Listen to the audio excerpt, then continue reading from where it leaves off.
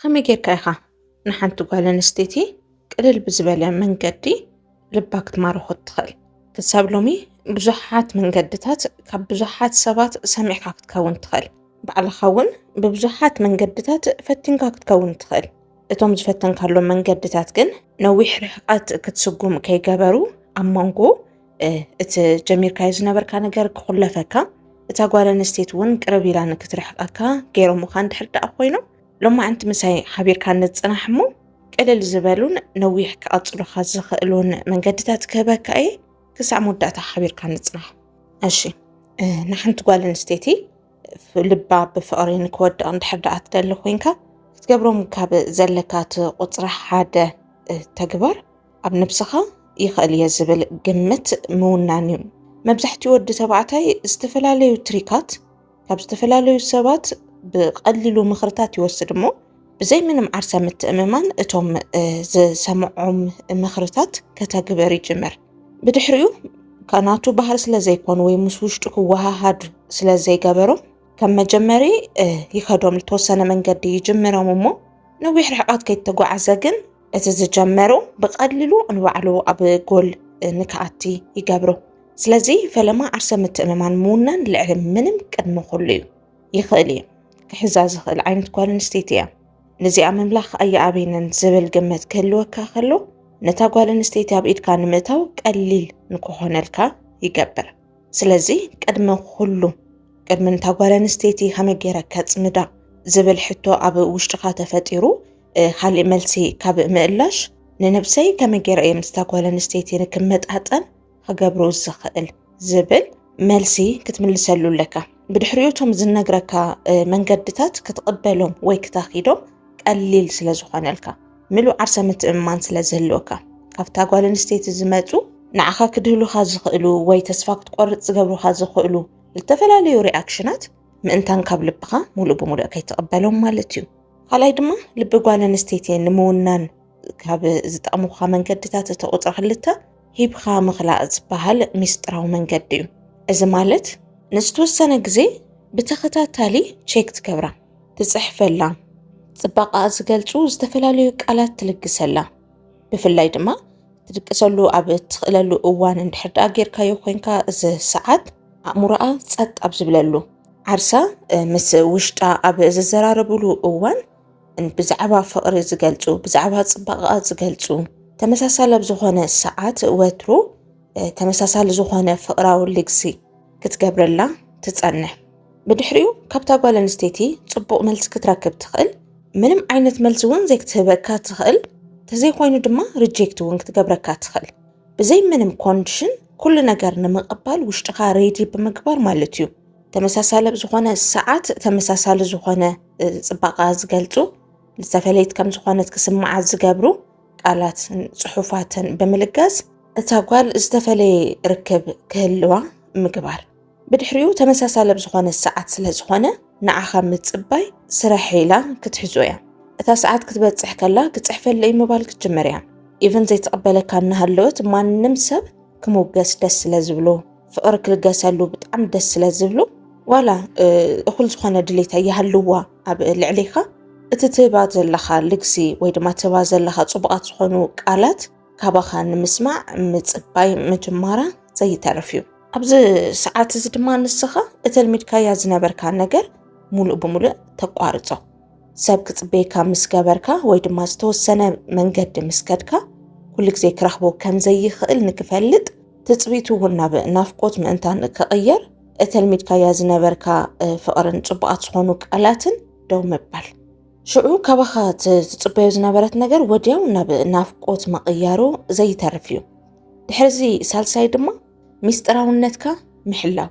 ሕዚ ሚስጥራውነት ምሕላው ክንብል ከለና ብዙሕ ግዜ ሰብ ብቐሊሉ ክፈልጠካ ዘይምፍቃድ ክፈልጠካ ጥራሕ ኣይኮነን ብቐሊሉ ክረኽበካ ከም ዘይኽእል እውን ንክሓስብ ምግባር። ሕዚ ወትሮ ኣብ ተመሳሳሊ ዝኾነ ሰዓት ትፅሕፈላ ትድውለላ ወይ ድማ ፅቡቕ ስምዒት ንክስምዓት ትገብር ንስኻ ኢኻ ነርካ። ኣብ ዝኾነ ሰዓት ዘልመድካያ ነገር ምስ ከላእኻያ ባዕላ ክትፅሕፍ ክትጅምር እያ። እንተዘይኮይኑ ኣብ ውሽጣ ተፈጢሩ ዘሎ ሕቶ ንምምላስ ገለ ነገር ምግባራ ዘይተርፍ እዩ። ሽዑ ንስኻ ከም ድላያ ክትራኽበካ እትኽእል ጓል ከም ዘይኮነት ምርኣይ ወይ ድማ ምምስካር ናይ ገድን ይኸውን ማለት እዩ። ንስኻ ብዝጥዕመካ ሰዓት ተዘይኮይኑ ንሳ ብዝጥዕማ ሰዓት ብቐሊሉ ክትራኽበካ ትኽእል ወዲ ከም ዘይኮንካ ግልጽ ጌርካ ክተርእና ግድን እዩ። ሕዚ ብዙሓት ወዳት ከምዚ ዓይነት መንገዲ ይኽተሉ እሞ ሂቦም ይኸልኡ ምሰልመዱ ናብ ናፍቆት ምስ ተቐየረ እታ ጓል ኣንስተይቲ ክትድውል ምስ ጀመረት ከም ድላያ ካብቲ ዘለመደቱ ሰዓት ወፃእ ኢቭን ናደወለት ናፀሓፈት ከም ድላያ ክትራኽቦም ትጅምር። ብድሕሪኡ ኣብ ውሽጣ ዝተፈጠረ ሕቶ ግልጽልጽ ኢሉ ምስ ተመለሰላ ናረሓቐት ወይ ናነዓቐት ምኻድ ትጅምር ማለት እዩ። ስለዚ እዚ ነገር እዚ ከይፍጠር ዓሪኻ እውን ናብ ውሽጣ ምእንታን ጥልቕ ኢልካ ክትኣቱ ከም ድላያ ከይትራኽበካ ምእንታን ገደባት ክተስምር ናይ ግድን እዩ። ሽዑ ኣብ ውሽጣ ቀልውሉ ዝብል ሕቶታት ምፍጣር ክጅምሩ እዮም።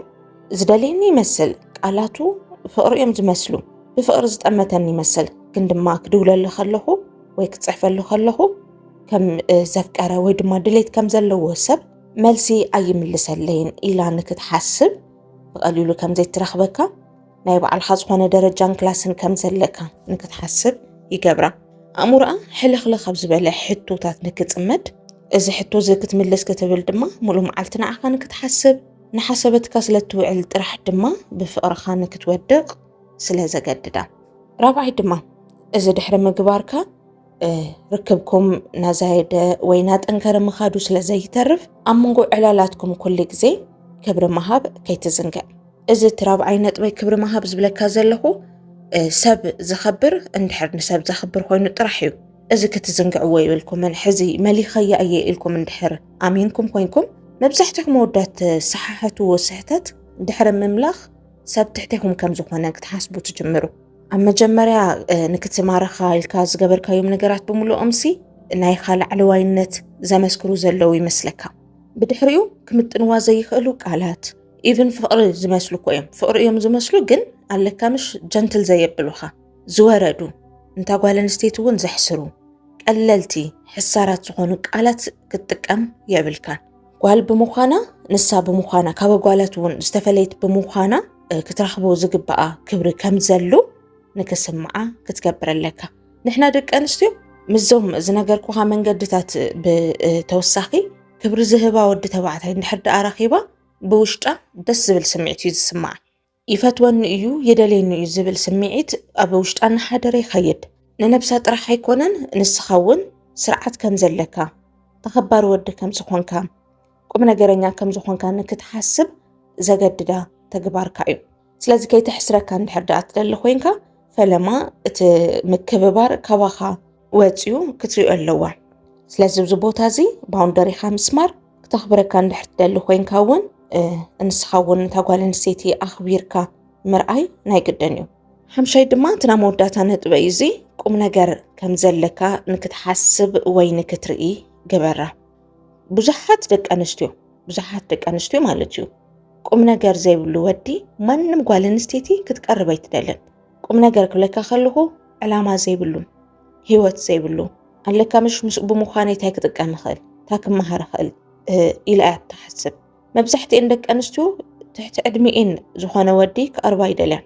ምክንያቱ ኣእምሩኡ ዝበሰለ እዩ ኢለን ክሓስባ ስለ ዘይኽእላ ወይ ኣእምሩኡ ዘይበሰለ ወዲ ንህይወተይ ኣየድልየንን ኢለን ስለ ዝግምታ ብ15 ዓመት ዝበልፅወን ደቂ ተባዕትዮ ዝቐርባ ተመሳሳሊ ዝኾነ ኣተሓሳስባ ወይ ድማ ካባይ ዝሐሸ ዕድመን ኣተሓሳስባን ኩንን ዝኽእል ወዲ እዩ ኢለን ስለ ዝግምታ እዩ። ስለዚ ቁም ነገር ከም ዘለካ ምርኣይ ህይወት ከም ዘለካ ምርኣይ ዕላማ ከም ዘለካ ምርኣይ ማለት ነገራት ተሒዝካሲ ትኽኢልካ ስጢምካ ንስካዕ መወዳእታ ከም ትወስዶ ክትርኢ ክትግንዘብ ምሳይ ዝጅምሮ ዘሎ ርክብ እውን ንዝሐሸ እዩ ወይ ድማ መንገዲ ንኽገድፈኒ ኣይኮነን ንተራ ስምዒቱ ዘይኮነ ወይ ብፅባቐይ ወዲቑ ዘይኮነሲ ናይ ማን ቁም ነገር ስለ ዝደልየኒ እዩ ኢላ ንክትሓስብ ዝገብራ እዩ። እዚ ክብለኩም ከለኹ ድማ ከይድኩም ማለት ሓደ ግዜ ወዳትስ ቁም ነገረኛታት ኢኹም ንክትበሃሉ ብምሕሳብ ማለት እዩ መጠን ኣታዊኹም እትረኽብዎ ገንዘብ ኣሎምሽ ወይ ድማ ሃፍትኹም ኣነ ለጋሲ እየ ኣነ ወሃቢ እየ ኣነ ረኹብ እየ ዝብሉ ዝተፈላለዩ ክብሪ ዘለዎም ዝመስሉ ግን ድማ ሰብ ዘሕስሩ ቃላት ምጥቃም ኣድላይ ኣይኮነን ኣብዚ ነጥብ እዚ።